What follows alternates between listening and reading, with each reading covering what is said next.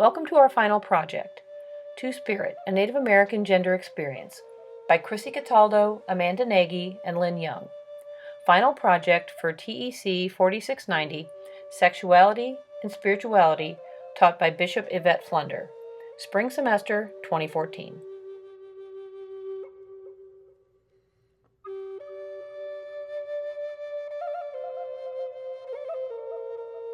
Hi, this is Lynn.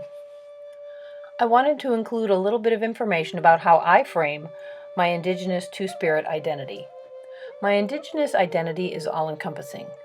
It's connected to my physical self. It informs how I move about in the world and how I treat my body. It's connected to my cultural self, informs how I interact with all people. Those are the one-legged people, which are the plants and the trees, the two-leggeds, the humans, the birds, those kinds of things, the four-legged people, and the no-legged, which are the swimmers and the crawlers, in addition to things like the rock people that some folks don't consider to be people. And it's connected to my spiritual self because my beliefs are rooted in a fundamental truth that every living creature and everything that acts in and on this world is spiritually meaningful. For me, being Indigenous means all of those things are so. If you look at North American Indigenous societies prior to contact with European cultures, you would find that alternative gender roles were prevalent in all kinds of societies, and that included wearing clothing and performing the work of both masculine and feminine genders, regardless of what your body composition was. This sort of a frame is documented in over 150 tribes in every region of the continent, every kind of society, and among speakers of every major language group. And each language has its own words for folks of different genders. Bote for the Crow, Nadle for the Navajo, and Winkte for the Lakota. During this time, in Indigenous societies in North America, gender was seen as a continuum. Rather than having a binary focus for gender roles, there was more of a focus that each person fulfilled their specific role in the society to ensure survival. There was immense respect in that time for people who are now called Two-Spirit that allowed them to have unrestricted relationships. That was due to the fluidity that they experienced walking the Two-Spirit path. And they were seen as the living embodiment of balance, having that male and female perspective, and many perspectives in between and outside of that system. Two-spiritedness was regarded as a gift from Creator and bestowed a distinct, venerated social status of privilege. And the two-spirited people were seen as possessing healing powers often and had the capacity to experience multiple realms of spiritual reality. Some of the roles often reserved for two-spirit people in their tribal societies were as leaders of various types, hunters, warriors, as well as guides, prophets, medicine people, and conductors of ceremonies.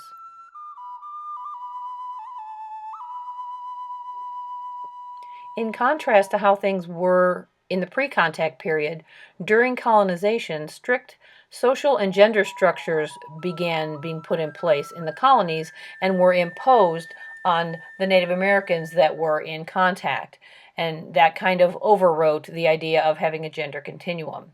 Respect for two-spirit people eroded as a result, and it was a real shift that continues to this day, that those Western social values and discrimination have continued. The Eurocentric value is that a person is assigned one of two genders at birth, and that is determined by their perceived biological sex. And because of that predetermined identity of male or female, they are expected to behave in a certain way, and that those perceptions are expected to become reality.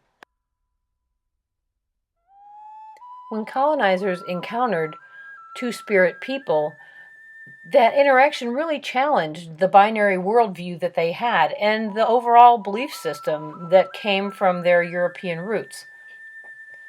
Colonization resulted in a loss of many, many rituals, customs, practices, and spiritual systems. And traditions and practices and beliefs that included honoring two-spirited individuals is just one example of some of that loss. Two-spirited First Nations people, when they were encountered by the colonizers, were routinely tortured and killed. They were seen as a threat, and they were eradicated. And as this began to happen, news spread from tribe to tribe. Punishment and torture of two-spirit people is well documented. This image depicts Balboa's dogs attacking a group of two-spirit people. As scenes like this continued to happen, some tribes began to hide their two-spirit people to protect them, asking them to dress in the clothing of their biological sex as a means of camouflage, and this planted the seeds for closeting that remains to this day.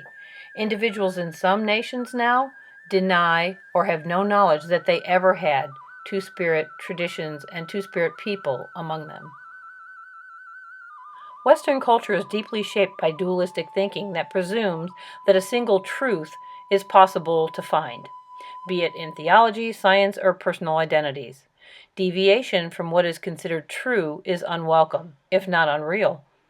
Dualistic thinking requires the development of a system to label information and to guide the seeking of knowledge. It is presumed that increased knowledge will make an issue less complex, thereby leading the seeker to an increasingly pure sense of the truth. Such an emphasis on dualistic, oppositional comparisons to describe reality has resulted in the construction of rigid systems of discourse surrounding what Mary McClintock Fulkerson calls anatomical bodies, culturally defined genders, and bodily displays. These binary systems presume an essential male and female nature that are inseparable from the physical body of the person. Any experience of deviance or variance from the expected gender, sex, sexuality matrix is punished by important communal institutions like the church. The Two-Spirit movement in what is now called North America seeks to recapture indigenous appreciations of gender variance once lost to colonial forces. The concept of being two-spirit involves that there is a masculine spirit or aspect and a feminine spirit or aspect coexisting in one person. There are many configurations, always defined in tribal contexts. It's not a notion of being trapped in the wrong body. From a traditional Native perspective, two-spiritedness represents a natural and accepted identity within the created order and often a gender of its own. The term Two-Spirit was coined in 1990 at the 3rd Annual Intertribal Native American First Nations Gay and Lesbian Conference. It was an effort to establish intertribal dialogue and have common language. Widely used in Native American circles, the term Two-Spirit is embraced by individuals of a wide variety of sexual orientations and gender identities and gender expressions. The B word, and by the B word, I mean Berdache. It is used primarily by anthropologists and in historical literature to describe people that we now describe as two-spirit. It can be found in the journals of Lewis and Clark. Many American Indians consider the term to be offensive. There are a variety of translations, none of which are flattering, and more importantly, none of which align with the ways that pre-contact cultures viewed their two-spirit people and the way that contemporary two-spirit people experience their lives. There are many other terms available that don't carry the same negative baggage that the B word does. The best practice is to ask how a person identifies and use culturally specific terms. This word cloud of culturally specific two-spirit terms was developed by Harlan Pruden, co-founder of the Northeast Two-Spirit Society.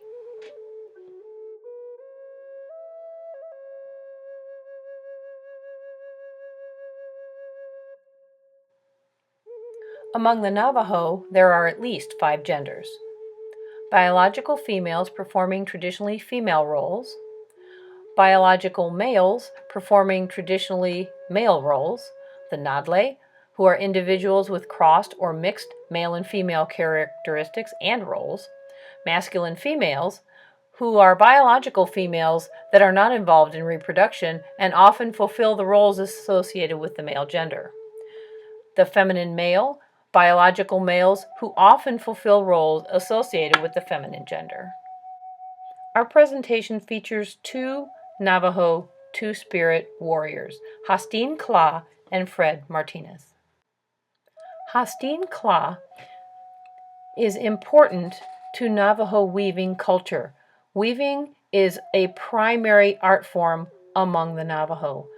Weavers are typically women. Chanters in Navajo society are usually men. Hastine Kla was both a weaver and a chanter. This was possible because of Hastine's gender status. The Wheelwright Museum of the American Indian in Santa Fe, New Mexico, has documented the work of Hastine Kla and has a great collection.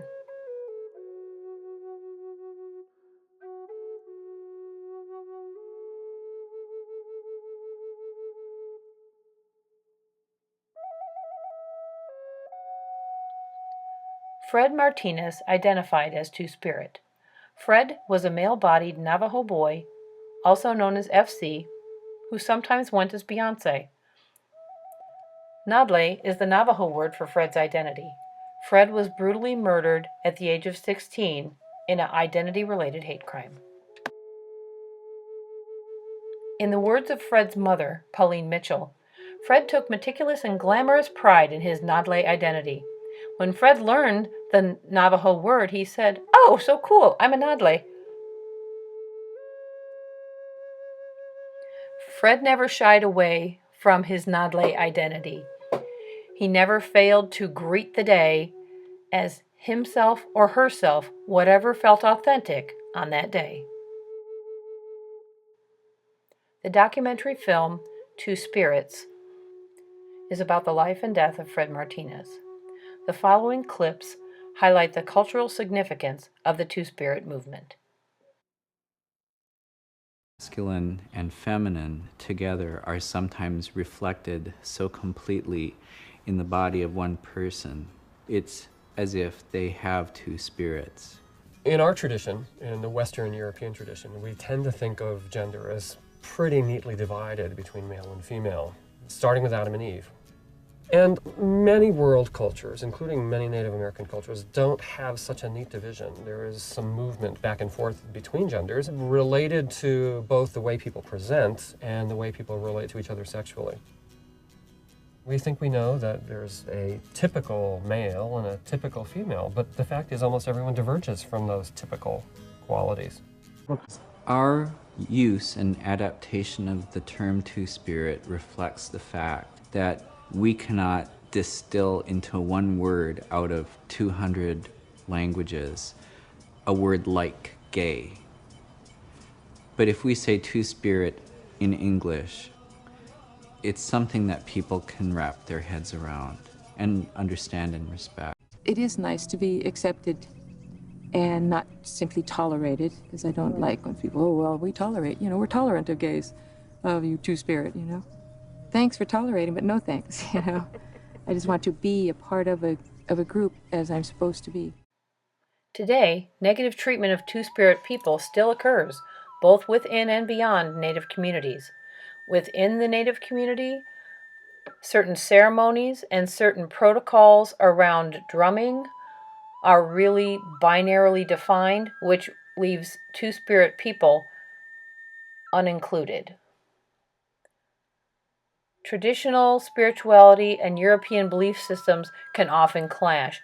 Many tribal communities, there's a real schism between the traditional folks and the folks who follow more European or Christocentric kinds of belief systems. So the current sentiment towards gays and lesbians in the Native community is directly a lingering result of colonialism and its damaging effects. There is cause for hope, though. Many tribes are revisiting their foundational teachings in a lot of areas, and one of the areas that is being explored are the teachings around Two-Spirit culture and tradition. There are many Two-Spirit societies around the country now. The medicine wheel is a graphic representation of much in Native American spirituality. Some of the symbolism included are the four directions, the four cardinal directions, north, south, east, and west, the four colors of humankind, the four ages and stages of life, four aspects of life, the mental, the physical, the emotional, and the spiritual. The wheel must be in balance for the society to thrive. And the wheel was thrown out of balance when Native societies no longer incorporated sexual and gender differences into their cultural practices. Regaining balance is only possible when Two-Spirit people can once again fully participate as equal, respected members of their tribal societies and find a place at the drum, find a place in ceremony, find a place in the culture.